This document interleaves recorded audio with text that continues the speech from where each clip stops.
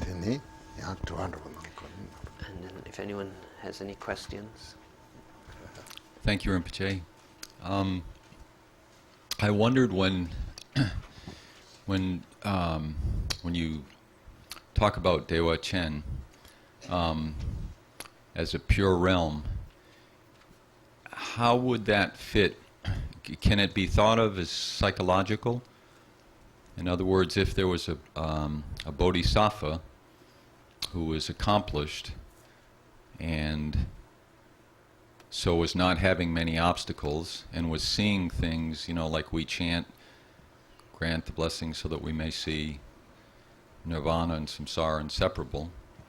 So this bodhisattva was sort of seeing things differently than we are, so seeing more purely.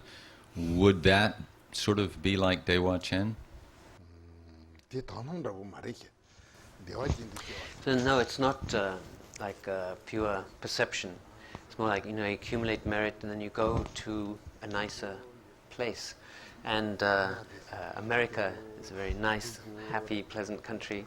And it's like going from one unpleasant place to a pleasant place. So it's going from one location to another separate location, to another separate place. So it's not like a pure perception. Rinpoche, I wanted to ask a question about the last talk on the three roots. I've always had difficulty relating to the protectors in some kind of experiential way. With the guru, I can see the guru. I can see you.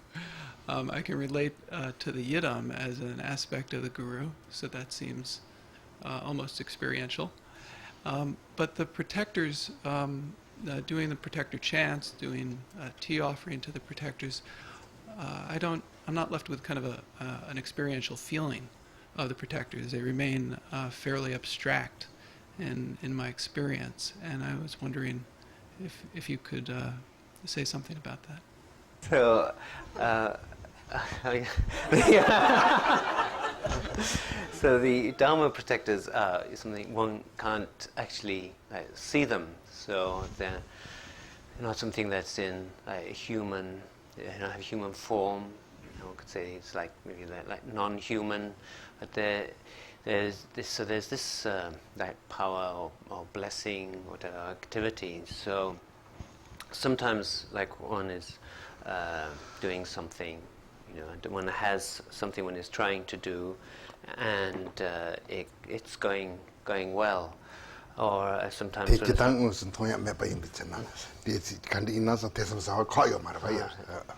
But because one can't see, protectors, then obviously one is bound to start, wondering, to have a bit doubt about what are these Dharma protectors, because one can't see anything. So, there's nothing wrong in thinking that.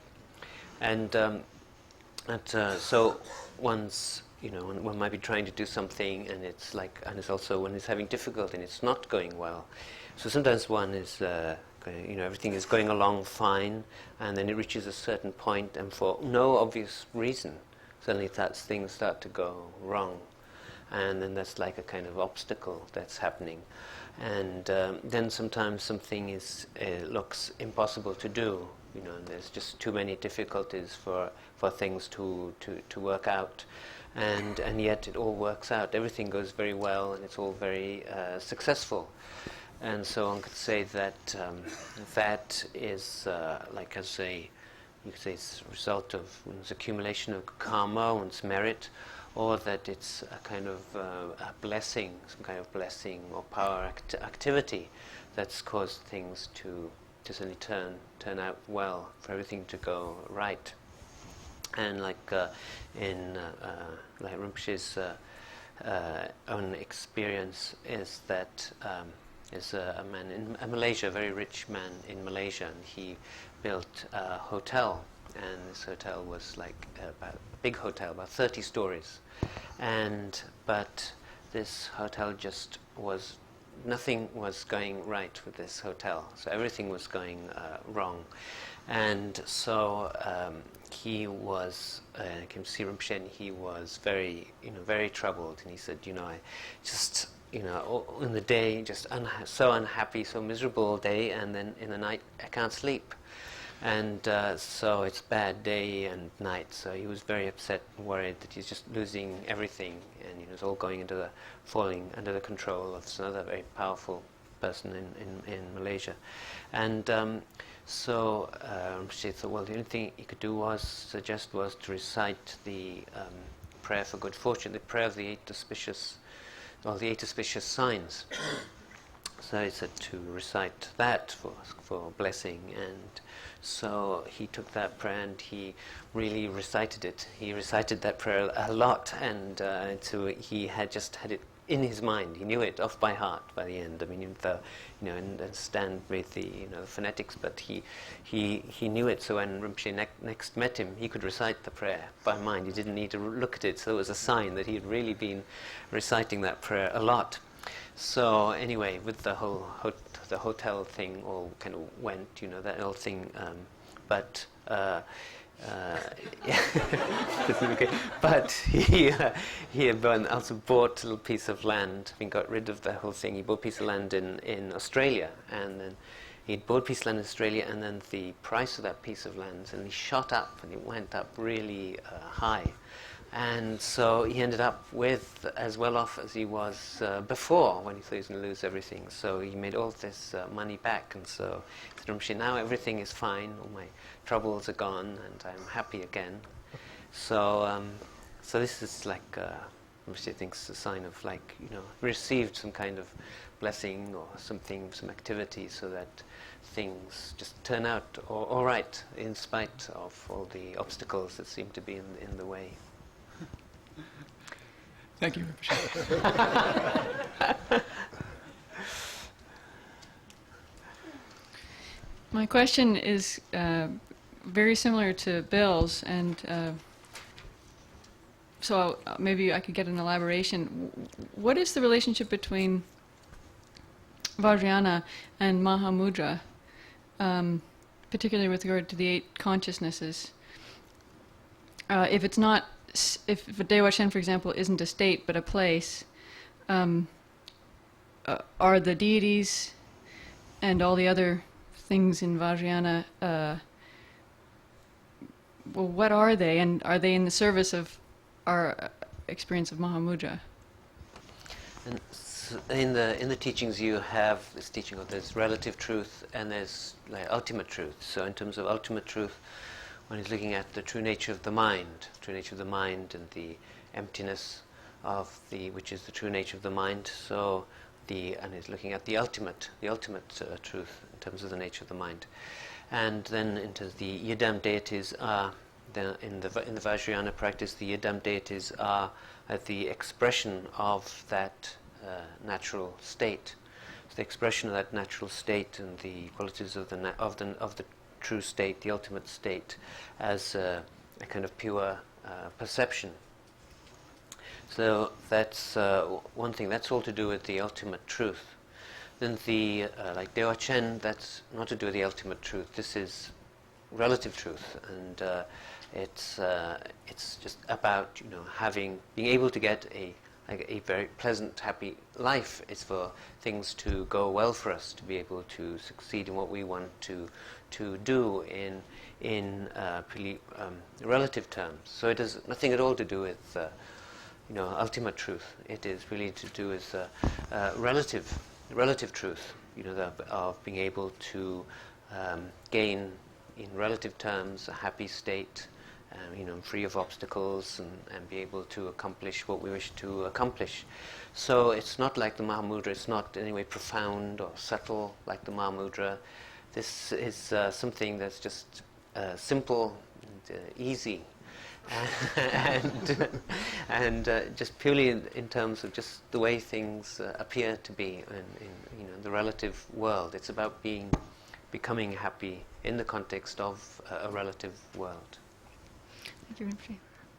I was wondering if Rinpoche could talk a little more about, perhaps describe the characteristics of Sukhavati a little more to us, like in the sense that we were talking about the example of America compared to Bangladesh, like we would say America is a place on planet Earth, and they have a lot of cars and computers, and they have a very good standard of living, and they have certain lifespans, and they suffer a whole lot, and all those kinds of characteristics, and like, is it part of samsara? Or I guess it's not a God realm, it's considered to be a Buddha realm, so, what is the real difference there? So I'm asking if Rinpoche would just talk more, like describe it more. So the next point, the third point, is the development of bodhicitta, and then the fourth point is going to be a fourth cause for rebirth in Dewachen is the dedication for rebirth in Dewachen, and so in that time there's a description of the characteristics of Dewachen. So in the context of that fourth explanation of the fourth cause, be a good time to go through the characteristics of Dewachen. That's when they're described. But I generally like America is like a very highly developed country. Lots of cars and lots of wealth and so on. But so Dewachen is not like that. It's not highly developed. It's a very simple country. Very peaceful. Life is very simple and very happy. So, so it's described like Buddha Amitabha. He's just sitting at the foot of a tree. So he's just sitting under a tree. It's very simple life, very happy, very peaceful. No kind of attachments and so on. So that's kind of the nature of Dewachen. It's a simple, happy place.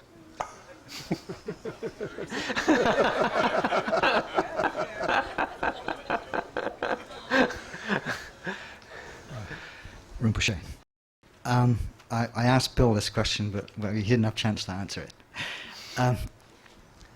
I'm new to the practice, and it just seems to me that I should spend my time trying to improve my life here, right now, and not really be thinking about when I die, because, whatever. So if I just put all my effort into trying to be better, be a better person, and so forth, by being a better person, helping other people, and really not, it seems to me like, to be thinking about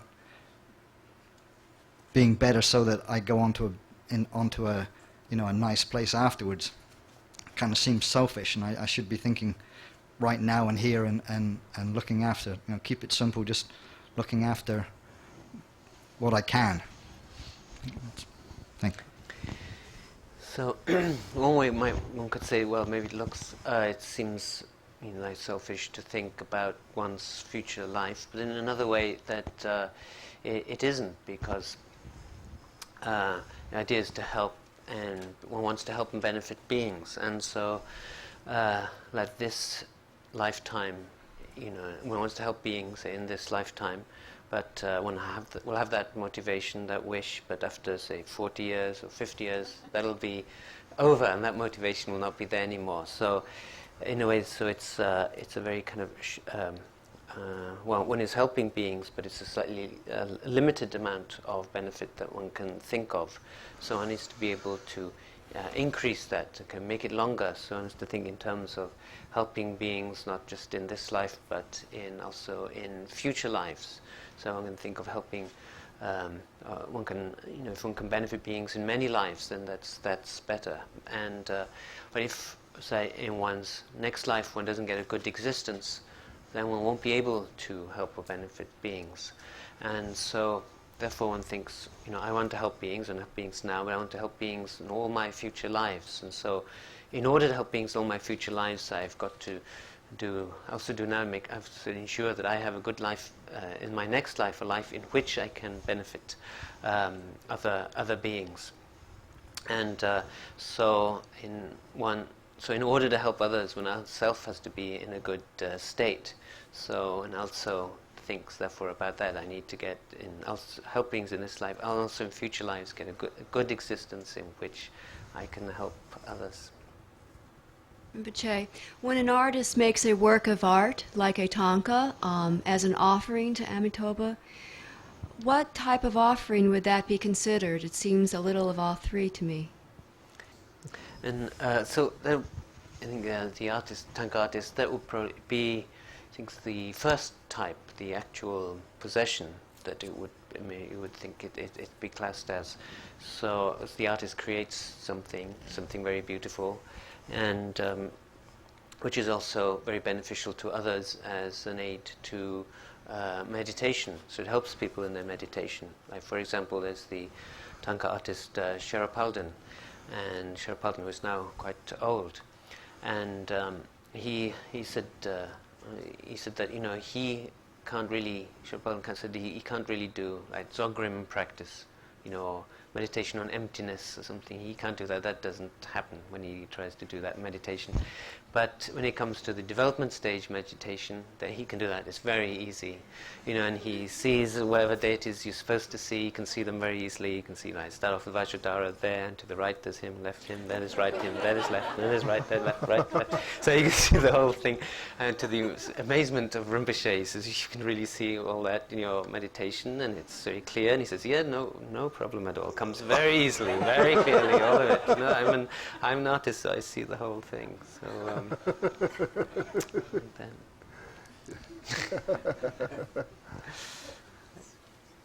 Rinpoche, I understand a little bit of the idea of anatta and the illusory nature of a separate, permanently abiding self, but evidently what we do in this life affects future lives. So I was wondering if you could talk about what it is that reincarnates and carries forward. And so the self is thought of as being something very like solid and single, something with a real true existence. So, but it's not like that. There's no such thing as a solid unitary self. That doesn't exist in this life, and it doesn't exist in a future life. So, and there are two aspects. There's the way things really are and the way things appear. So, ultimately, there's no self, but in the way things appear in relative terms, then like there is a self. There's appearance of a self. There's appearance of, like, say, my mind. There's my body. So these things appear. So.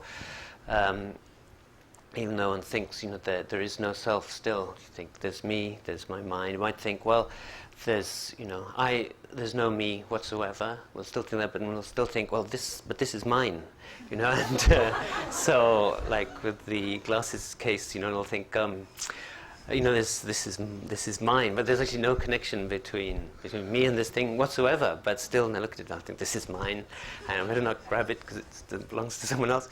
But actually, and also other people will look at that and think, yes, that's yours, and actually there's no connection whatsoever. But in terms of just the way that things appear relatively, there is these things. Something you think, well, this is mine, this is my body and my mind. So ultimately, there's no self and so on. But in relative terms, relative appearances, there is.